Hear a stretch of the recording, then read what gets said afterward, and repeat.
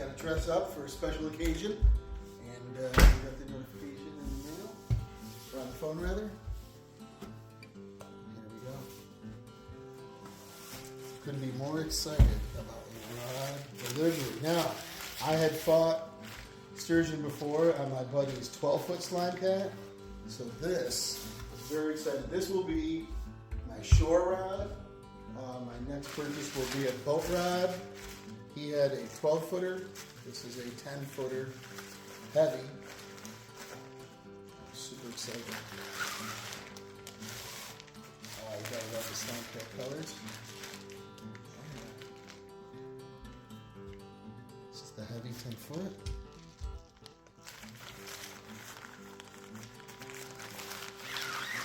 Oh, spectacular. I gotta tell you, right out of the gate, not only is this a gorgeous rod, this thing feels heavy. This feels really heavy, really sturdy. I cannot wait to put this thing through the motions on some sturgeon. Well, let's get him.